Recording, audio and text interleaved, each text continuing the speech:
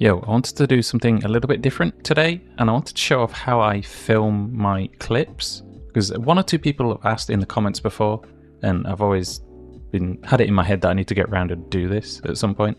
So why not today? I've got a good enough map, and I kind of want to show how I do like fisheye type things, more long lens stuff, just sort of show my process in case anybody's struggling with that sort of thing. Actually, one important thing is Reshade. This is something I always have on. As you can see in the top left, it says HDR. That's the only setting I have. It's a default thing that's part of Reshade.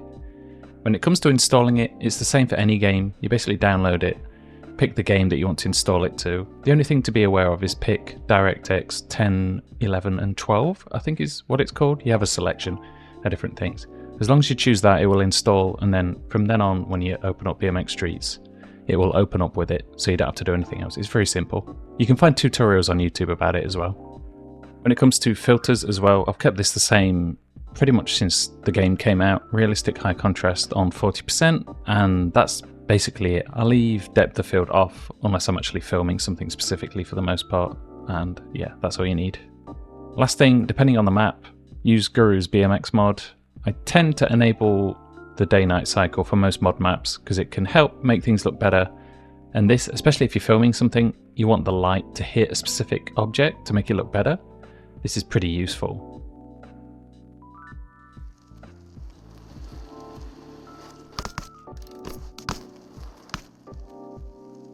Alright, goofy trick. Let's see what we can get with it.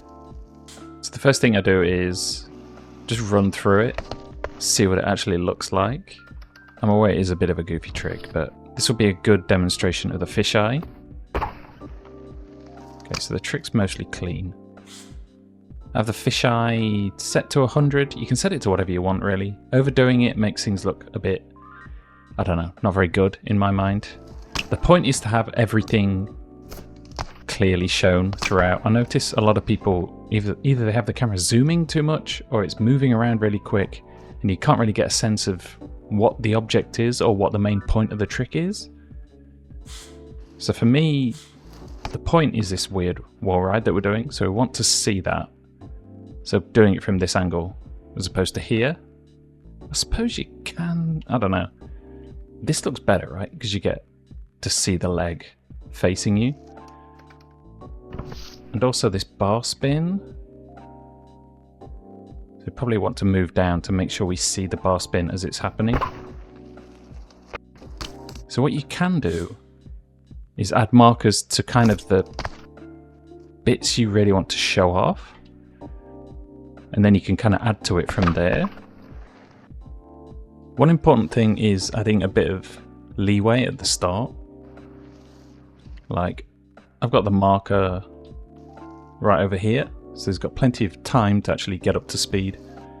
If it was like here, the clip would immediately start. It's going from 0 straight to the wall, and it doesn't end up looking very good. It makes it really hard to clip it and put it in edits and things like that. So that is one thing to be aware of. Give yourself a bit more room before and after, just to make sure you have room to edit after the fact. Press select so we can see where we're at so far. Yeah, we just need to finish off where we're going from here. Make sure it's all in. For the end, especially with a fisheye, having something appear big in the camera as well looks pretty good.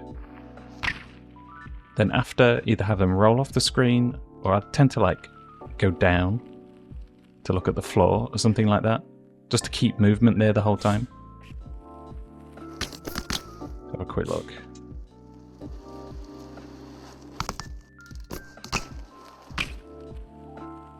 Not too bad. Another thing to be aware of is using slow-mo, especially for quick actions or you want to put more emphasis on something. Like I want to put slow down on this bar spin to emphasize that that's been fit in right at the end. So do plan for that sort of thing. And if you have slow-mo, you can actually be a bit more flexible with the camera. So like if you want this to be there and you also want the bar spin in, there is a bit of movement from the wall from here to here. With slowdown on, it does actually make it look a bit more natural, so you can move the camera more while stuff's slowed down.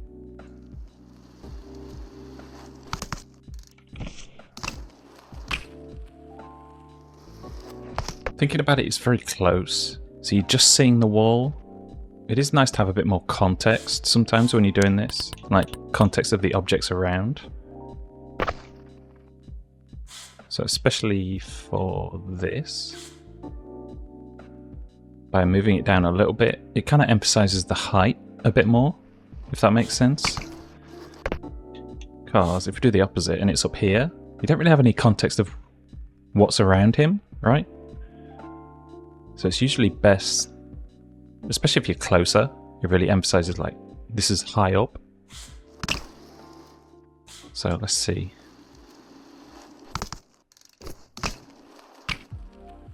Yeah, not bad, I think.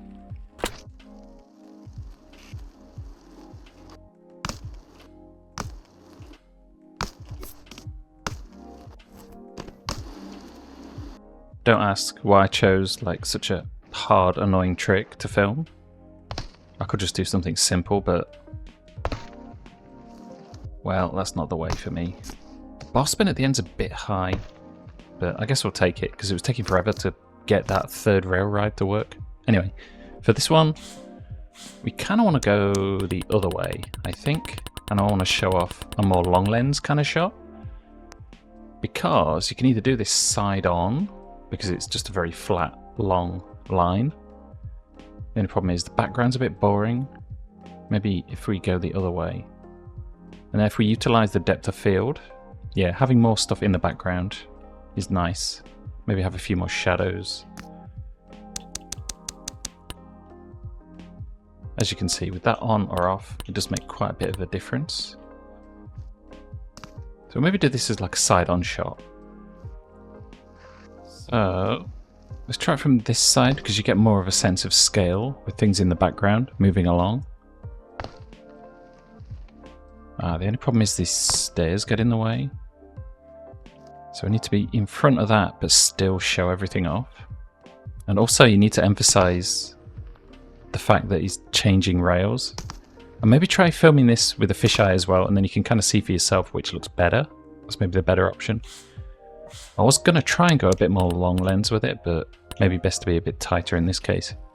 It is good to be flexible depending on the environment and everything. So to start with, have him roll into the shot.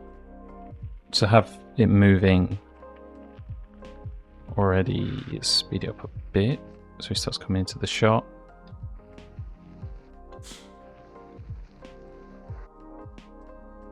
And for the most part, you can just kind of do it as like a smooth movement the whole time. Press Y when you want to add in more. Just be aware to keep him roughly in the middle the whole time so the camera doesn't shoot about too much.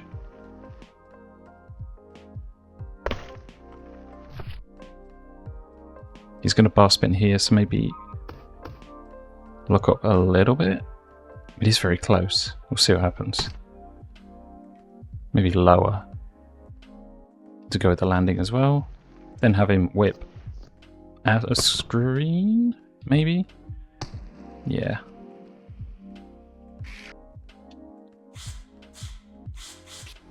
So to start with, let's see how that looks.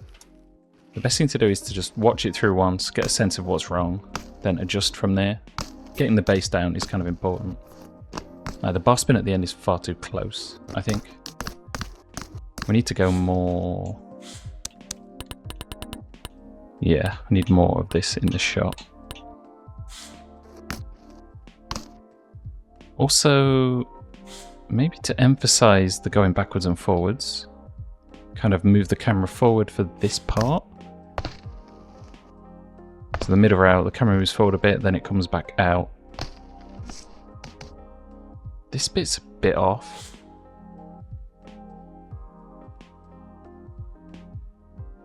Maybe quite a bit of a jump. Yeah, it's a bit of a jump. If you have a big jump between different, what are they called? Keyframes. Remove the one in the middle. So like from here to something like here, it actually jumps quite a lot. So if you move these two right here, it may smooth it all out. There's a bit more of a natural flow between them. And then with this new kind of movement, just move the camera.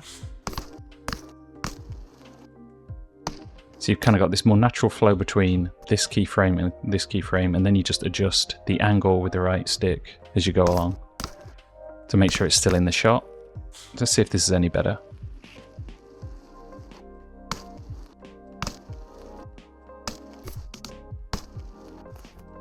Definitely need more of that bar spin. Another tip here is to put a keyframe at the peak of a trick in terms of the height, so that you definitely fit it in. And then for the landing, keep the angle fairly high so that the camera doesn't shoot down too much, if that makes sense. So yeah, it's really the guy that's moving in the shot and the camera's not jolting around too much. Because otherwise, just for the sake of it, let's try it really high and then this one really low. You'll see it look crazy. Okay, the keyframe before is screwing it up as well, but you kind of get the idea. Avoid moving the camera too much where possible, especially for this kind of shot, because it's mostly flat and kind of, I don't know, it's a fairly calm shot overall. Maybe zoom it out a little bit more again. And let's see.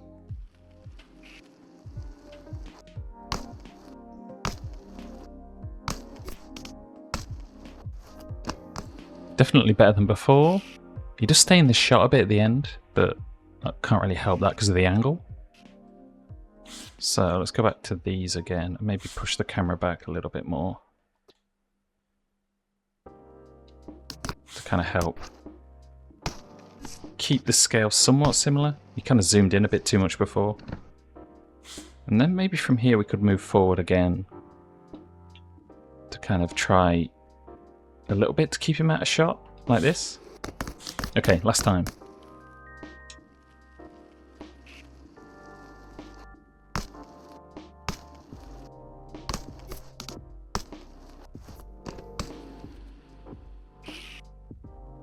And then I would cut it just before he comes back into shot again. So it ends up having a nice in-out kind of flow. Then, just to show off the difference, let's do like a follow-along kind of angle, because that will probably show it off a bit better. I'm not sure if the camera will fit between the rails. In this case, I always start from the very beginning. Just be aware that a slow start can cause the camera to jilt around a bit too much if you don't be careful.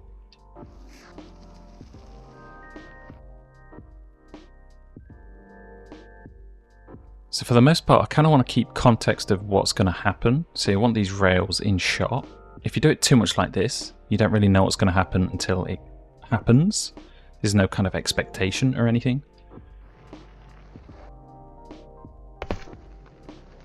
It's probably... will it fit in between? Not really. So it's probably best to go with an angle like this.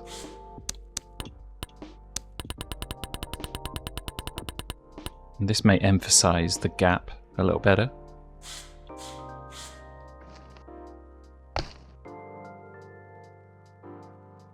Maybe move the camera to the right a little bit to kind of emphasize even more the kind of left-right type of thing that's going on.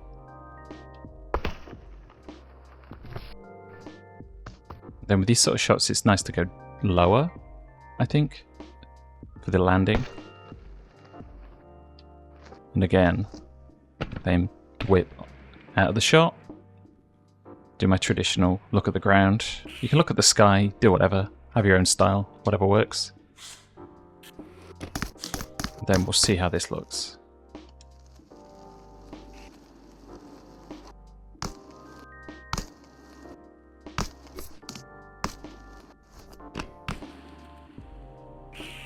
Pretty good.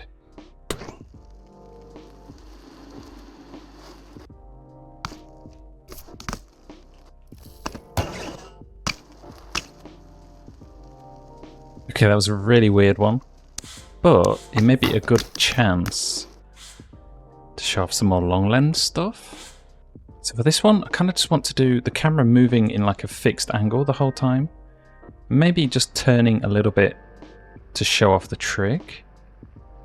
So you'll see he rolls in for the important part. Don't forget, oh, this can be adjusted as well if it doesn't look very good in the end.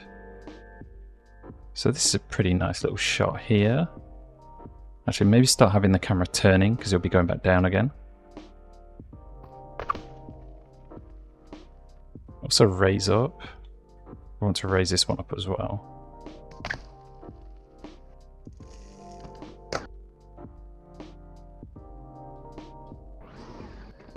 Keep moving more or less in the same direction.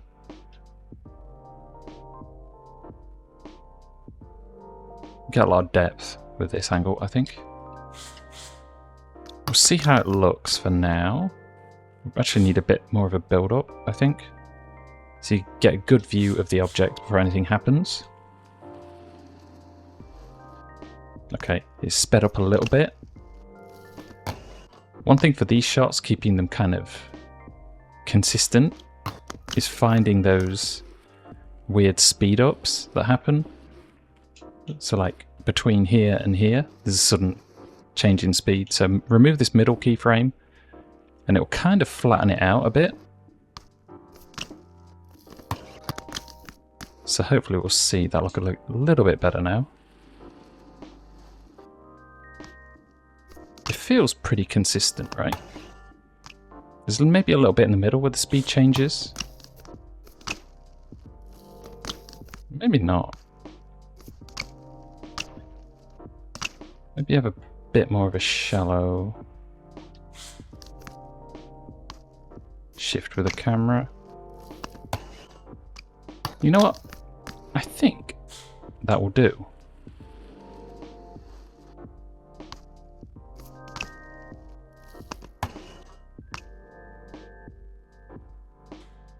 And the reason I like to have it moving is because it just kind of adds a lot more interest to the trick. It allows you to show each individual part of the trick off better. And compared to, say, this, if I just let it play, it works good for GIFs and things like that. But it is a little bland, and it's hard to fit everything in as well, especially for something where you're going up and down. So adding movement just completely changes the way it looks, and that's kind of the way I always do it. It's fun. We'll try doing it with the fisheye as well. See what happens. You maybe see the difference between this and the long shot as well, in terms of just understanding what's going on.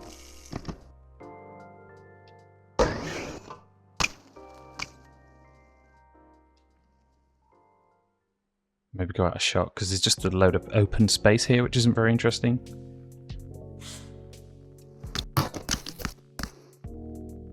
So yeah, you're already starting from a position of not knowing what's further up. It kind of comes into shot, which is okay, but you barely kind of have any time to recognize what's going on at the upper end. So that's kind of why I like those longer shots for things like this. And there you go. Kind of rambly. It's pretty hard to put into words what I do with my process. It just makes sense in my head. But then if you try and actually explain it, I don't know, it's pretty tricky. But you should get a sense, I think, of what I try and do.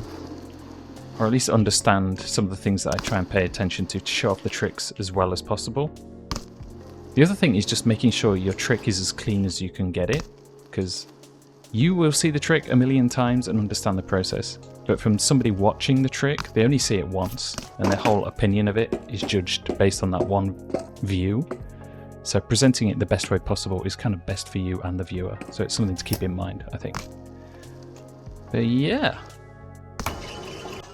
Wow, finally got this video out of the way. I know people have been asking about it.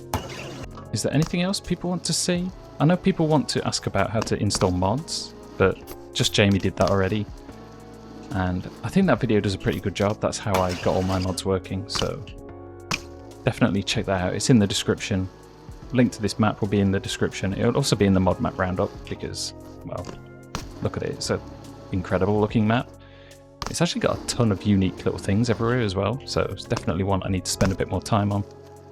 Anyway, enough talk, plenty more to come. See you later.